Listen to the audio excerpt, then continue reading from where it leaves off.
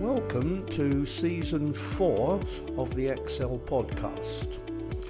In this season, as before, we will be bringing you news, views and opinions from people relating to the driver training industry, both local personalities from here in the Southwest and nationally recognised figures, all of whom will have something to say about their experience with driver training.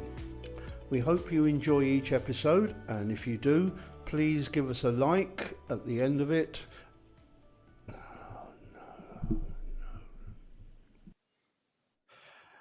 Hello everyone, thank you for those of you who have tuned in to listen to this latest episode of the Excel Podcast.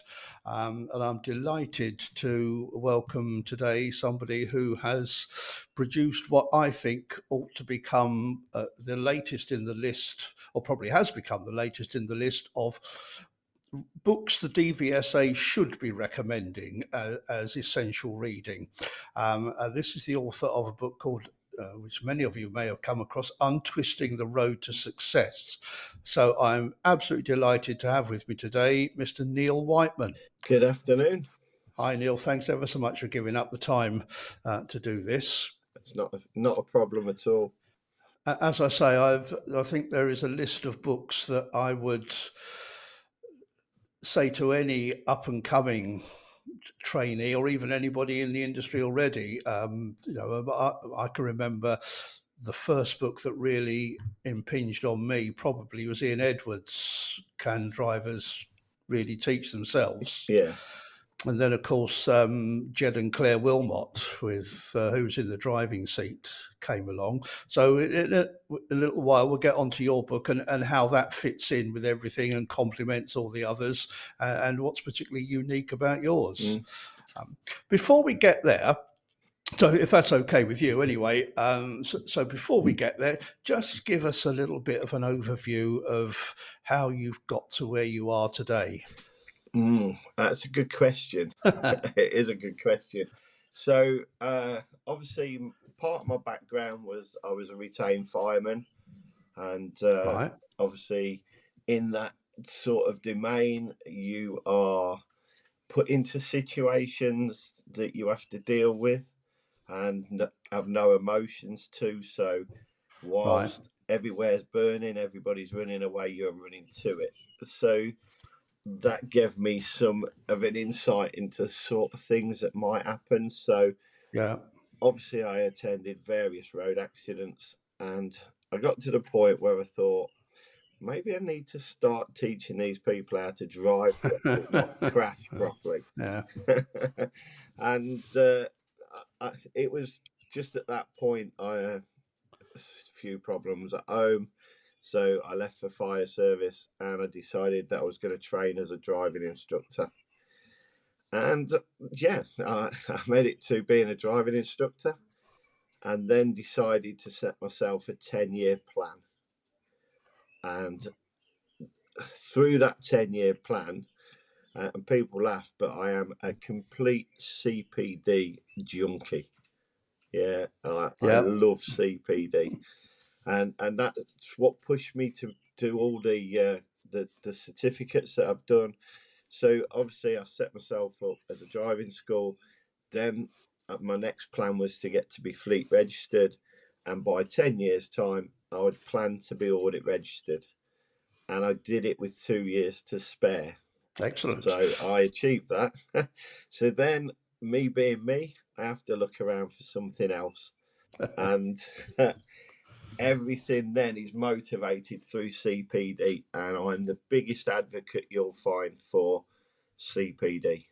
I write articles for DIA and the MSA about CPD, and if it was up to me, it would be mandatory tomorrow.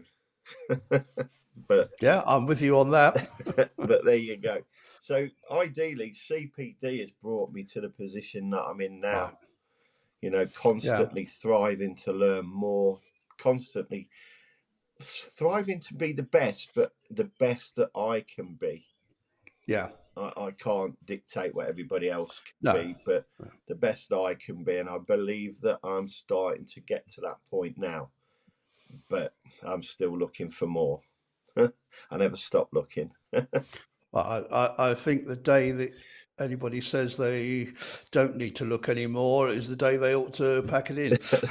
There, Personally, very much so. Very much so. You know, if you have fails and you don't reflect on them, then that's the time that it's getting to that point where you yeah, need to say try to this. But yeah, yeah, I totally agree. yes. But it is a sad situation when it's roughly 10% of the industry actually actively involves itself in CPD. It, It's it is. It's disappointing, really, because things change, things move on, yeah, things evolve, and you can't stay stagnant. You need to be moving with the times, and that's any industry that you're in, not yeah, just driving instruction. It's any industry. If you keep evolving with the industry as it's moving forward, it'll be a lot easier. And yeah. I found that through my own CPD. Yeah, it's sad when I read about people who, oh, okay, sometimes the DVSA rightly should be criticised for some things, but it's when people are moaning about the standards check and saying, "Oh, that is a tick box exercise," and all this sort of thing. But then I get encouraged and gladdened when people say, "Come on, just." If you treat every lesson the way a standards check is, it's not that hurdle, it's not that tick box exercise. But Uh, a lot of the time you're preaching to the converted with that. yeah, you are. But my book hopefully does that, and it keeps people focused. But it's you shouldn't be scared of your standards check. It should be an No, everyday lesson. yeah, You know, yeah, you should be able to just turn up and say, right, I can walk this today. Yeah, depending yeah, on the grade can fall because things can go against you. You don't know what the traffic's like out there. You don't know how your student's going to yeah, react.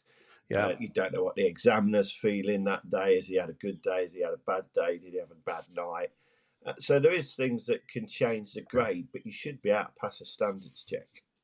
Yeah, I totally agree with you. I've had an instance some years ago now of one of my our instructors. She went for a standards check, and the route she was intending to use, they closed the road that morning.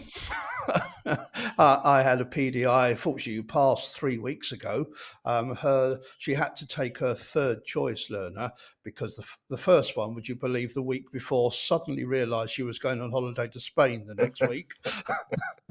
I had to take her third choice, who wasn't an ideal one, and had a complete and utter meltdown halfway through and was in tears. Mm, And Vicky had to take over the driving for a few minutes. So the examiner said, it's not an ideal situation in a Part 3 test, but he said, you had to do it. So well done. yeah, Uh, I mean, I've had much similar. I've had PDIs go out on a lesson, and they've come round the corner because of the planned route that we've got, and there's fire engines in the middle of the road with blue lights, and they've adapted the lesson yeah. to the fact that's there, Yeah. and that's what she would have done in a normal lesson anyway. Yes. So Yes. why shouldn't she be doing it on Yeah. a part 2 or part 3 Yeah. or Yeah. standards checks? So it's just about having that chance to think outside the box sometimes. Yes. Yeah. And having the flexibility to do that thinking and not sticking to a script, Yeah, which is no longer appropriate. yeah. But it shows Yeah. it's natural then, and it's not a planned Yes. session, and Yeah. that's the good Yeah. thing. It needs to Yes. be Yeah. not a planned thing, because you can see through anything that's Oh planned. gosh, I was just about to say that myself. The examiner will see through that straight away. Yeah, as a Yeah. trainer, I mean, sit in the back sometimes and you think, this is really staged really well for me, but well done, yeah. But if I can see it, the examiners can see it. So Yeah. it's just taking what comes and dealing with what comes. Yeah. Absolutely. Anyway, well, what came after a few years then was, of course, your book. So, just where was there must have been an embryo in your mind somewhere about this, and what was the sort of the process to actually the thought in your head to the actual production of it? So I don't know where the embryo was, but I think what it was, I was doing PDI training, and I was starting to collate some emails, putting them together to send to my PDIs. And then this thing come along called COVID, and obviously I was at home and I needed to do Yeah. something, so I just looked at them emails, and because I was just going to sort them out and get them all in order, and I just had this feeling that, you know what, this could turn into being a book. Yeah. This could turn into to helping people as well as my PDIs and myself, and Yeah. help the general community out there.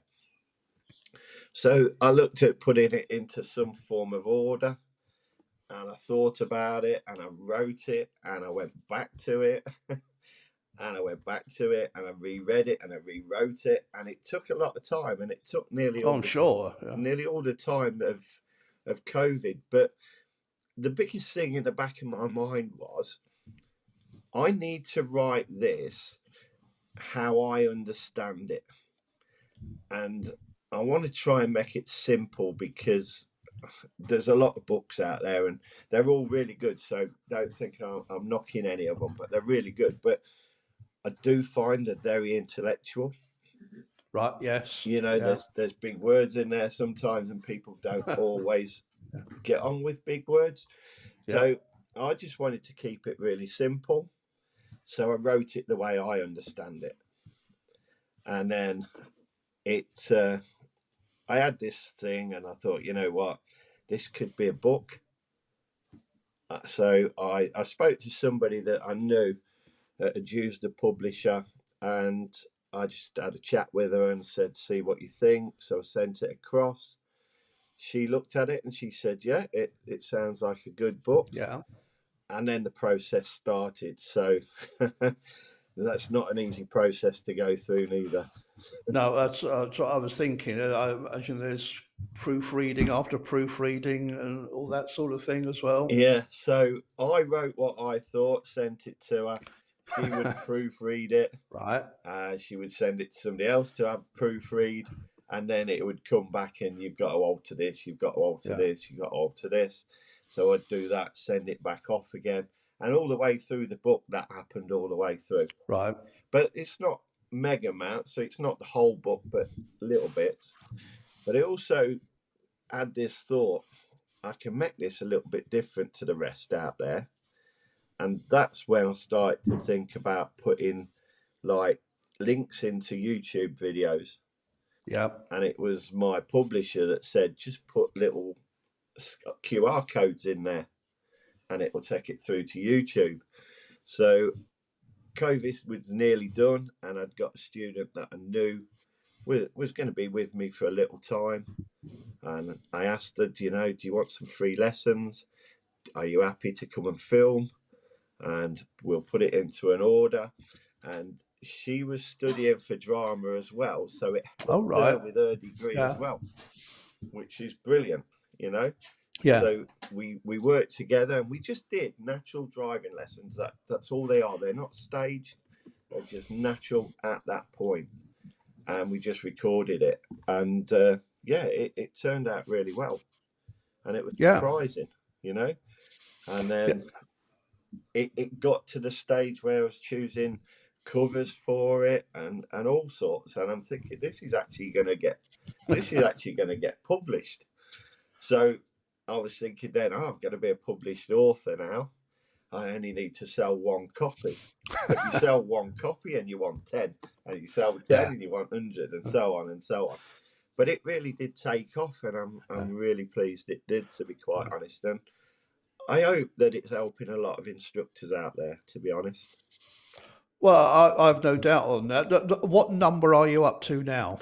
Do you know? 635 the last time I looked. Right, because I saw a post somewhere that you're up to 500, but I flicked it very quickly as I didn't see the date of that. So, yeah, so that's nearly 5% of the 40,000 out there, which is pretty good going. But to me, I think I want to make sure that from this that I've particularly the community down here in the southwest get to hear about it, and so this podcast has a limited. We're nothing like Terry Cook. Yeah.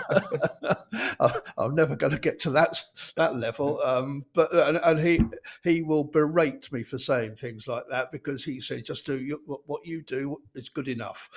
That's it. You can only be the best you can be, but Yeah. I'm sure from these sort of things you will start to explode with it, and it'll be good. Yeah. It'll be good. I'm lucky enough that people like yourself, and I say Sam Harper's is actually going out in about half an hour's time at 5:00 tonight, and Lee Jowett did the first one of this current season. He seems to have made as much of COVID as you have. The break.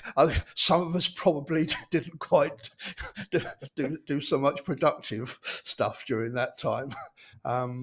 But it's great that I've got these national figures. I am struggling to twist the arms of people down here.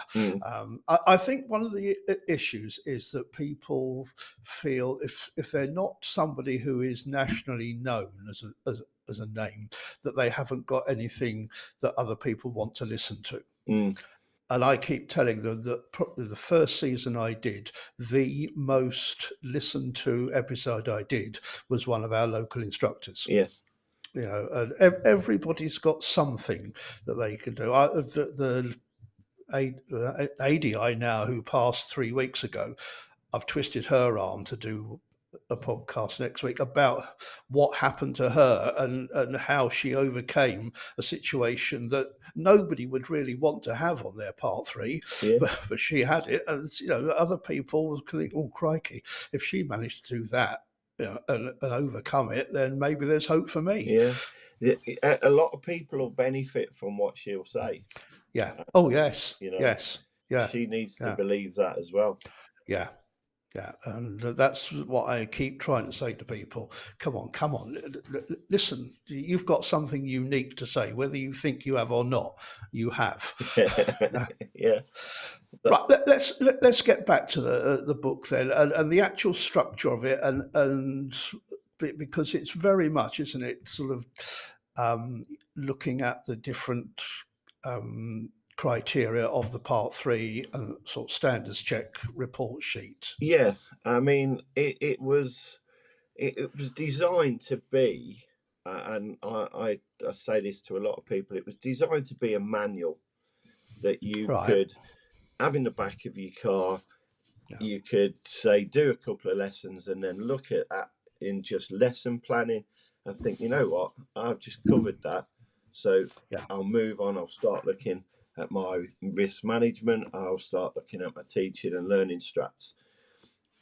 It's not, you just read it and then you forget about it. There's exercises in there, and the exercises relate to the national standards, which is the backbone of our job. You're taking away all the questions I was going to ask you. And I think the national standards is a document that is very, I say little understood, because a lot of people don't actually know it exists. Exactly, yeah. But it's the thing that I say to a lot of ADIs that when I'm doing training, it's not your pass rate that passes your standards check. It's the 17 competencies, and the 17 competencies come from the National Driver and Rider Standards. If you don't know them, how are you going to complete your standards check? That's the bit that underpins your business. That is your business, because that's the one that's going to take you through your standard check or your part 3. So understand the competencies, have them in the back of your head. If you can't remember them all, have the book in the back of your car. Keep referring to it. one of the exercises is to go through the National Driver and Rider Standards and put in where it relates to with each reference. Yeah, you're a great interviewee because I'm not having to ask these questions because I know I found fascinating that here's somebody who's actually, if somebody's going to use this book properly and seriously, then they've got to do that. They've got to complete that exercise, Yeah, and making people realise, oh yeah, this does make some sense. yeah, and it's easy then to take it forward if you do that, Yeah, you know, because you can watch the video and then look at the National Rider and Trainer Standards, and then think that I do that. That's yeah, brilliant. Yeah. yeah, Then move to the next one and work on the ones that are not comfortable to you. yeah, You know, and that's what it was designed to do. But it like I say, it's one of those that you can chuck in the back of your car and you can keep referring to. yeah, It's like having a buddy in the back of your car, shall we say? Yeah. Because how many times do driving instructors, because it is a lonely job out there, you yes, know, yeah, think, oh, did I do that right? Or am I doing this right? You know, without saying to somebody, which you don't really want to keep bothering people, you know, it's just referred to the book, and the book will say whether you're doing it correctly or you need to tweak or you're not doing it correctly. yeah. And that's what I needed it to do, and that's what I believe it does. Oh yeah, I totally agree with you there. Uh, some time ago now, when I first got the book, I did one of the QR codes, and it was the one, I think you've got one on route planning. Yeah, Uh, I was fascinated by because trying to drum into PDIs and ADIs on the standards check that we don't need to be going here, there, and everywhere. We can just just go round a circuit. It only takes to take 5 minutes. yeah, that's it. I can remember having one guy training with me who would do just a very short circuit, and we pull up and reflect on what's happened. And then he was saying, right, okay, let's go round again. Mm. And I said, hang on a minute. Why are we going round again? Yeah, Is it just to admire the scenery? Or, there needs to, if we're going to go round again, there's got to be a purpose to it. yeah. But if you think about it, you've got a small route. And what I like about small routes is if you go round one way, you can get quite familiar with that and you can improve. But then you can be took straight out of your comfort zone by turning the vehicle round and Yes. going the opposite way. Yeah. And doing that in the book, writing it, I actually realised how true that was, because things Yeah. do look different when you go the opposite way, Yes. Yeah. you know? And that is the biggest thing that can throw PDIs and ADIs straight away. If they have to alter what they're doing, Yes. it looks different. Yeah. And they panic. Whereas if they can get that small route, practice that, get it right, and then turn back round and do it again the opposite way, they will get to take it and make it grow, and it'll blossom into that great big flower. Yeah. I was out with a learner yesterday morning and in a small area around the back of Honiton, which is the nearest town to me. And one of in fact, Vicky, the one who passed 2 weeks ago, her learner was kangaroo hopping out of a pretty difficult junction. We were just parked up. We just arrived to do this circuit. And Georgia, my girl's only on her third lesson. We're watching this poor learner trying to get out of this junction.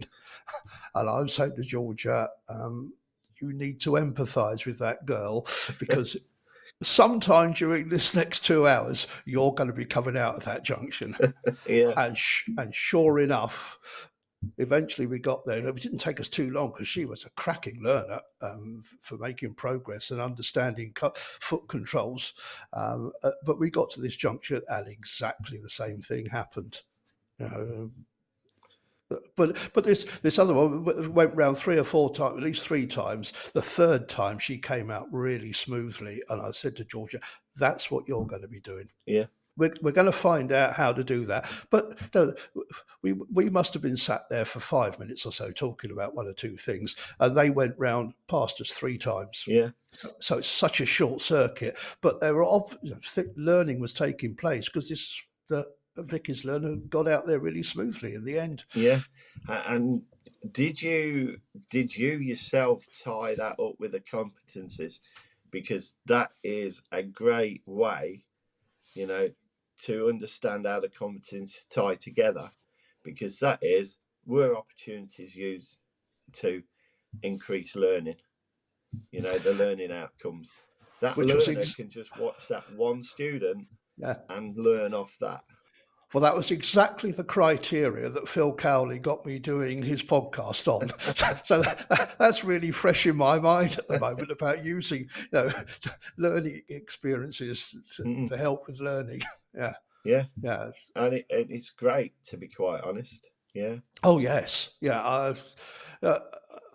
It was dear Lou Walsh, bless her, who always used to say about you go out on a lesson and there's a blank canvas out there, and that's going to get filled by something or some things. Yeah. Whatever it is, use them. Yeah. I say not the same as Lou, but I tend to say to my ADIs or the PDIs that I'm training, there's loads of gift horses out there. Yes. There's one coming up now, look. Yeah. And yeah, it's just embrace it, and it's great. Them sort of things are great. Yeah. But yeah, so with the book, it's about tying all the competencies up together, understanding how they all link together as well. Yeah, I am really impressed with my ability to actually use the QR codes as well and focus. But and I looked at these at the back when I first saw them. The ones on teaching and learning strategies, the all the coding in it looks it's very faint, and I thought, are they going to work? Yeah, but when you go into it and you open it up, the clarity of the actual videos and the quality of them is superb. Yeah. So well done with that, because there's some really powerful teachings. Yeah, the reason that they look faint is because they've been done in colour. So, right, I colour coded the learning teaching strats, right, colour coded the risk management, and I colour coded the lesson planning. Oh yes, I can see there is because the lesson planning is quite dark. Yeah. The risk management's not quite so dark, and the teaching and learning strategies. Yeah. How did I not pick that up? So I went with the traffic light system, but I went green, red, and amber, and the amber ones are the teaching and learning strats, so that's why they look faint. Oh right. Oh, makes sense to me now. Yeah, but because of one, cost, and two, printing as well. Right. Yeah. It was better to do them in black and white, but keep that distinct bit, because hopefully people will now see that and think, oh yeah, I realise why that's fainter than that one. So yeah. So yeah, there was a method behind my madness. And also, there's a really extensive section at the sort of the last quarter of the book, really, isn't it? The resources section, which is rich in material there as well. Yeah, so we all need extra stuff to learn, or we all need extra stuff to look at. Like I say, there's a bit in there about CPD.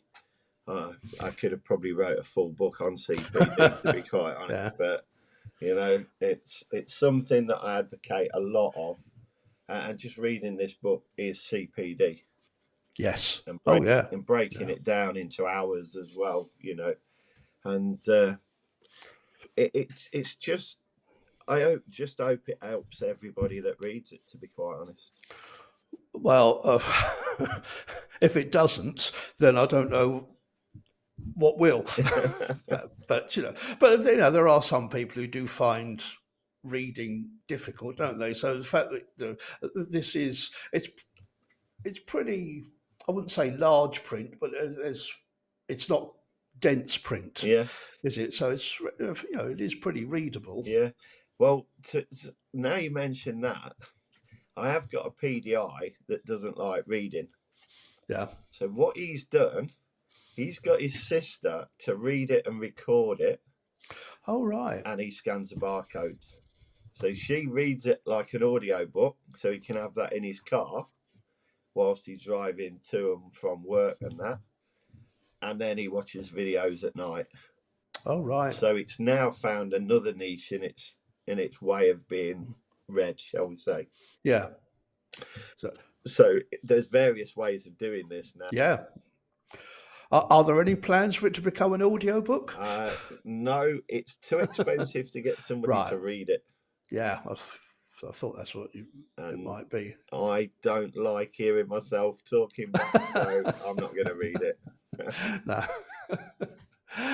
Another aspect of this resort, you've mentioned the national standards for driver and rider training, but you, along with people like Lee and Mick at KIT, that the GDE is a very prominent aspect as well. Yeah, so obviously there's links to the Merit Report, Gadget Report, and the Hermes Report in there, and they are the foundations of the GDE.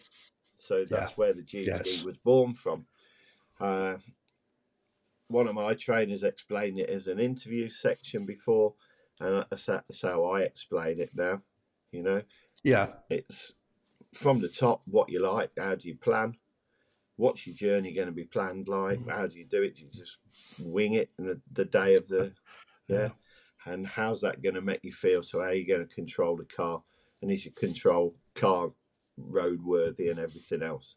Breaking it down like that just makes it simple. Yeah, makes it simple. Yeah, I was doing a mock test for my business partner yesterday, and the girl was coming up to a roundabout which to the right was totally empty. And she didn't look, and she stopped. And then when she went to go, there was something coming. Yeah. And I said to her afterwards, why didn't you go? Why didn't you look? Because if you'd looked, you wouldn't have stopped. Then she said, oh, I just wanted to be absolutely certain to be safe. Now, Christy, my business partner, sat in the back of it. And before I could say anything, she came up with, yeah, but what are the consequences if you've got somebody behind you who's already seen? It's clear. And then I started talking about this particular roundabout because it's the only roundabout in Exeter where I've been rear-ended, and I've been rear-ended there twice by two different people. But unfortunately, it was two different people, but about a year apart. Now, the first one, because I've been able to use these as things to do with GDE about planning a journey and what are your thoughts and what's going through your mind. The first one, when we pulled over, I had a chat with the occupant of the passenger seat before I spoke to the driver, and I gave the occupant of the passenger seat a scratch behind the ears because her pooch was sitting there.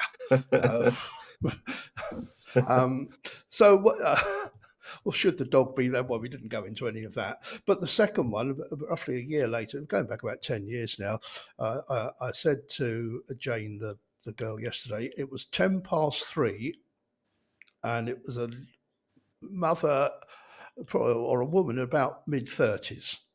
I said, where was she going? And it took a moment or two. She said, oh, 10 past, school run.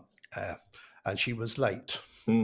It's all these sorts of things about what's going on in our minds that affect our journeys. And it's all very well having the level 1 and level 2 car control, but it's what's going on in your mind that it's going to affect it far more. Yeah.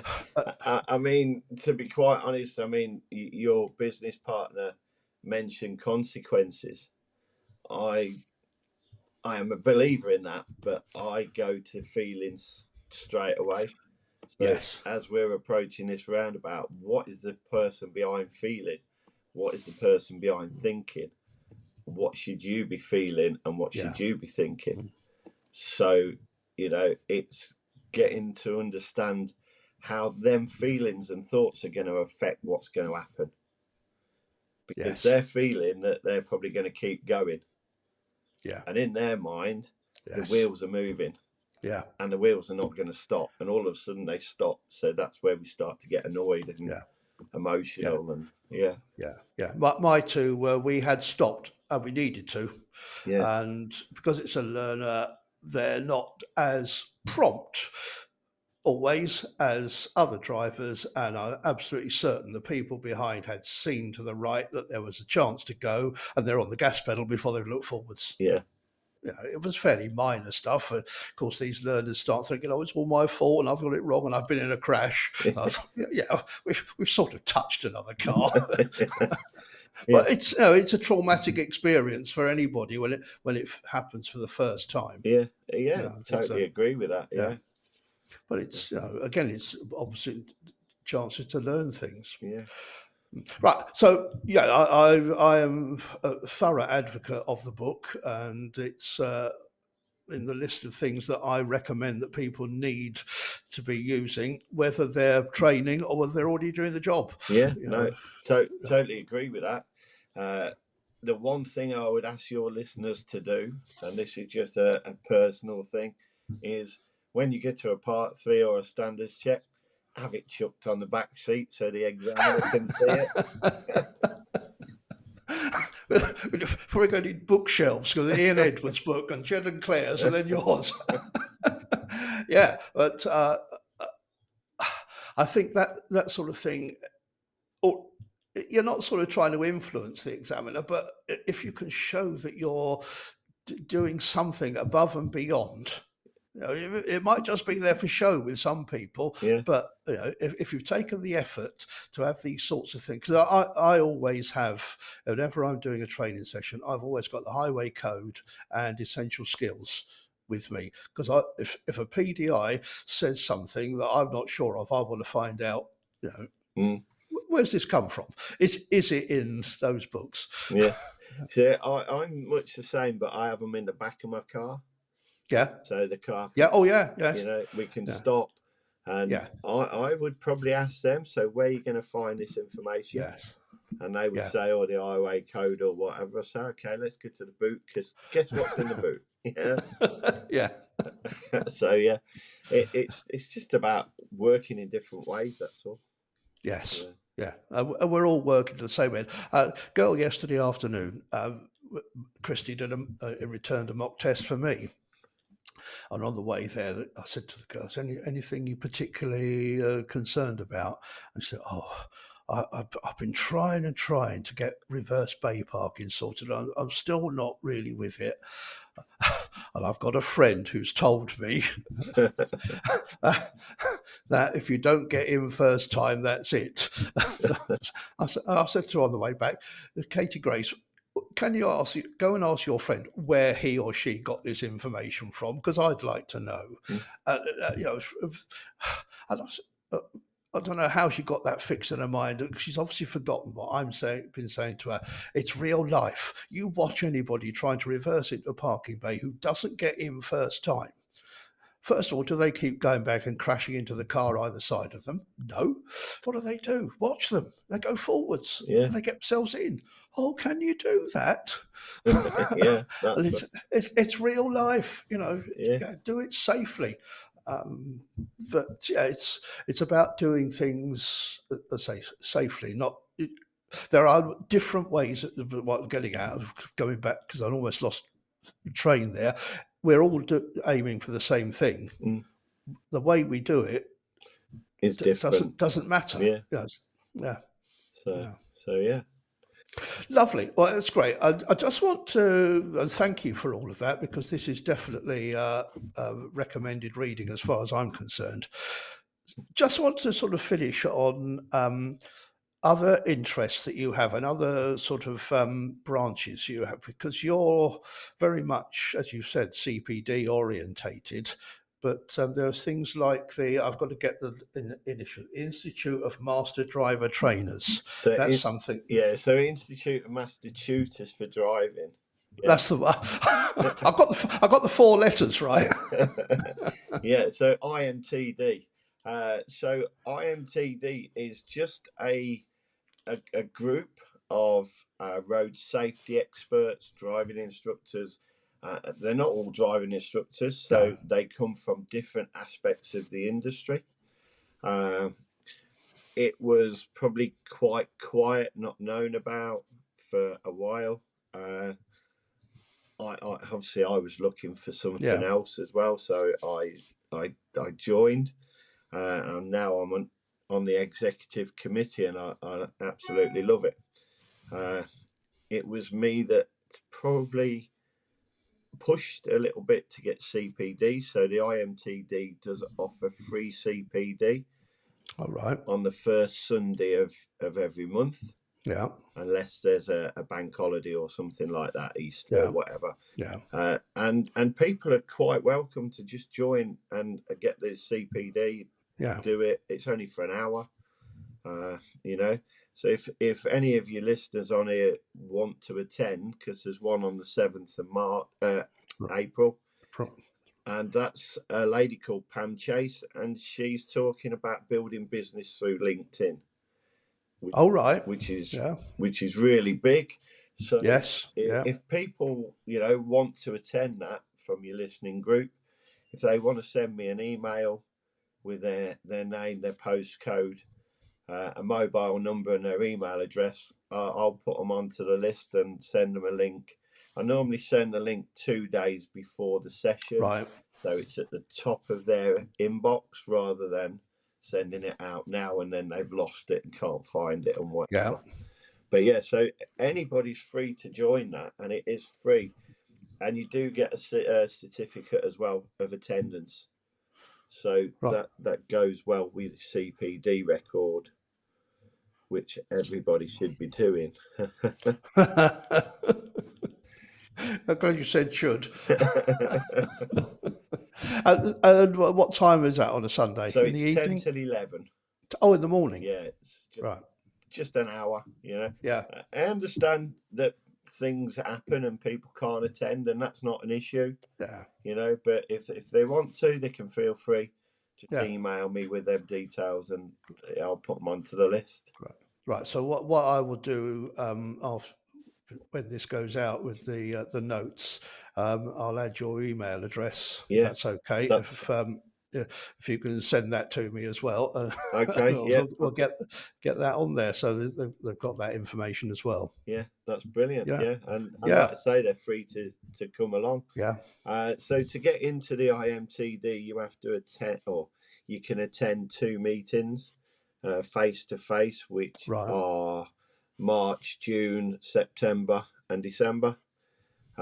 And then you can apply. So it's because you've just had the March one, have you? Yeah, we've just had the March one. Yeah. And there was some really good speakers in that. So there was a lady from Loughborough University talking about sleep deprivation in young drivers, not just anybody. And it was quite enlightening, because you don't really think about the teenagers finding their level where they need to sleep and want to be up all night, sort of thing. And we all go through that, but it does have an effect on driving. So that was really interesting. There was a guy from a road marking company talking about road marking, why they were there and why they're put in certain places. So again, that was really interesting. And then the one that started to intrigue me a little bit was the traffic commissioner for Wales turned up and gave a presentation. And now you understand a little bit about what the traffic officers actually do out there on the motorway, and what their what they can cover, what jurisdictions they've got as well, which was really interesting. So CPD like that, it's not just about driving instruction. but it takes you into the wider scope of the industry, Yeah. and Yeah. it does help. It does help, because there's certain things that you can talk to your students about road markings, for example. Mm. Oh. Why they feeling tired at certain points and things like that. So there's lots of stuff that can help driving lessons. Mm. Oh, yeah, because I a group for the Plymouth ADI group arranged to go to the area offices of what is it now? It's Highways England now, isn't it? It is, yeah. I don't think it was Highways England then, but it was fascinating to go into their control centre and God, you could watch every channel on Sky or whatever, but at least they weren't doing that. But there were so many. It's such a big organisation just in Bristol, and that's all around the country, and that was fascinating to see what they actually do and how where their actual officers out on on the road, the vast distances some of them cover Yeah, as well, and what they get involved in. yeah. And it's also you learn about where Highways England look after certain roads. Yes, Like the yes, motorways is Highways England, and yes, there's certain roads round by where I live where the roundabout underneath the motorway belongs to Highways England, but the roads off it belong to the Borough Council. And things like that is really interesting to yes, understand yes, why road yeah, markings are not put in the small roads, and the roundabout is kept tidy all the time. yeah, yeah. So it can be really interesting. It can Oh be really yes, yeah, enlightening. yeah. Yeah, I know. I did my ROSPA training when I first did that. My trainer was showing me all these signs on the motorway or coming off of it. What? Tell me what it meant. I thought the signs I never even thought about before. I found it fascinating. Not everybody would, I don't think, but all these little abbreviations they got on them Yeah, about what they all mean. yeah. There's loads of stuff out there that we just take for granted. Yes. Yeah. Yeah. It's like the road furniture out there as well that people don't recognise that's out there. That's really important. Well, I can remember just a very simple thing with Lou Walsh mentioned about how can you recognise the end of a road? And virtually every end of the road, right bang opposite the junction, there's a lamppost. Yeah, And at the time, that's something I'd never even thought of. yeah, And then I didn't attend this speed awareness course, but a friend of mine did many years ago. And repeater signs, how they are on alternate sides of the road most of the time when it's appropriate. yeah, I'd never thought about that. yeah. I started, oh yeah, it's on the right. Now the next one's on the left. So I didn't know Lou talked about that, so that's good. But I've always just mentioned to my PDIs, so where there's no road markings, the lamppost is the centre of the junction, just Yes. shining Yeah. the light down onto the Yeah. junction. So both me and Lou were on the right page there then. Yeah, and I did fleet training years ago, and I, I probably knew it. I was aware of it, but not specifically, really explicitly aware of where the road bends round to the right. The street lights are all on the left. Yeah, And it makes perfect sense when you think about it, but it's just something that he doesn't yeah, never even thought of. yeah. And they're the sort of things that we need to be getting over to these 17-year-olds. Yes, yes, The yeah, things that probably never get mentioned, yes, and yeah. that's really important. But we don't know it unless we do CPD. That's right. And we Yes, keep yeah, improving. So, yeah. there I go again. I'm that Yeah, but CPD junkie. if I hadn't done the fleet course, if I hadn't gone on Lou's standards check course many years ago, I wouldn't. Well, maybe I would have found out about them, not as early as I did, though. Yeah, no, that's Yeah, right. That's right. So, so the IMTD, everybody's welcome to come and see if they like it or try it out. yeah, Everybody's welcome to the CPD sessions. The more we Well, can get there, the better. it sparked my interest anyway when I saw it, and then when Lee was talking about it to me as well, I thought, well, I might look into this in a bit more detail. Yeah, yeah. Attend one of the face-to-face. You can be one of my guests if you like, and I'll introduce you and whatever. Feel Right, free. I'll take you up on that. Yeah, no, that's fine. The next one's in June if you're around. Yeah. So yeah, well, let me know what the date is, and I'll. Okay, I'll have to have a look at that. Oh yeah, myself, yes. Talk about it right now. But yeah, no, that's fine. Come Yeah, along. that's great, Neil. Look, I've taken up enough of your time now. I think there's so much information in there for people to go away and listen to and chew on. And say I'll put the links to the book and everything else, Yeah. so they can read up on that. And yeah, thank you so very much for what was a really enlightening. Well, not so much enlightening because I knew a lot of it already, but just listening to it from, if you don't mind me saying, the horse's mouth. Yeah. Does it? Yeah. So just in case you need anything else, obviously I'm a safeguarding instructor, something that I believe all Right. ADIs should know. Yeah, if Yeah. you want me to come on and do a little bit about safeguarding, feel free. I'm just going to write that down now. Because I've always, it's all very well just getting people who are sort of known talking about the obvious thing, like you with the book, but always thinking, well, what do I do next? What do I do next? Who do I have next? And to have sort of those sort of strings to the as well, so I can sort of come back to you and say, yeah, could we do something like this in the future? That would be great. Yeah, really useful, because I know that that is obviously a big issue. I've had one, say Vicky again. We've been messaging each other today, and she's heard from another instructor about a third instructor who's currently under investigation for I don't know what. And Vicky was saying, well, maybe I ought to have in-car cameras to safeguard myself. So there's all sorts of issues surrounding that. So I'll keep you to that. We'll definitely come back and do that, please. Feel free. Yeah. Yeah. But it'd be great. Yes. Right. So on that note, we shall be speaking again on that, and you'll be back on here, and I'll look forward to that. And thank you once again. Thank you so much, Neil, for taking the time today. No, that's fine. Honestly. Yeah. Right. All right. Right. We have stopped recording. Okay. Now, do you have on your screen anything that tells you how much percent is uploaded? All I can see is saying 100% and a cloud and an arrow. Oh, no, you're okay. 100% is what I wanted. I've got 99 at the moment, so I'm not going to go out from here. But you can if you're on 100%.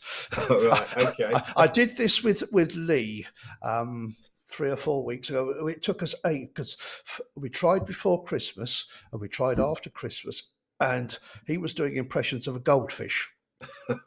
Because I couldn't hear him at all. And then the third time we did it, we had the same problem. And I'm thinking, what's going on here? Because he's the only person I've had this problem with. And we ended up somehow doing it through his iPad.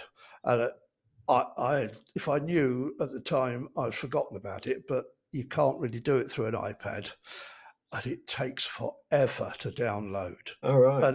And I get this message up from the guy. I went through the help people in the end, and they said, well, just send this link or this, that, and the other. And Lee came back the next morning. It's still downloading. So I thought, oh, this is stupid. I'm just going to stop it here. Yeah. And it was on about 85% uploaded. And I thought, oh, God, we're probably going to lose a little bit. Actually, we didn't. It was all still there. So I don't know what was going on with that. Yeah, that's good. Because I'm on my iPad at the minute. Right. Oh, that may be why you're halfway. Yeah, everything seems to have worked absolutely fine. So, yeah. Right. Okay, Neil, I won't keep you any longer. I'm ever so grateful to you. That's all right. And I'll be in touch. Brilliant. Yeah. Okay. So I'll send you the details of what I need. And that'd be brilliant. Super. Okay. All Right. right. Thanks very much. Cheers. See you soon. See you later. Bye. Bye. Well, Neil's enthusiasm for CPD really is quite infectious. So I hope you've enjoyed listening to him. I do have to recommend his book, Untwisting the Road to Success, to anyone who, or any ADI or PDI. It is so easy to read in a style that flows really nicely, ever so easy to understand. Lots of great advice in there, and interspersed with a good number of really clear, high quality videos to support the narrative of the book. So if there's anything that he's spoken about today, the link to his website and link to the book will be in the notes accompanying this podcast. If you have enjoyed it, the Excel podcast does have a Facebook page, so it'd be great if you were to go there and give us a like and follow us. And thank you for listening, and hopefully catch up with you next time.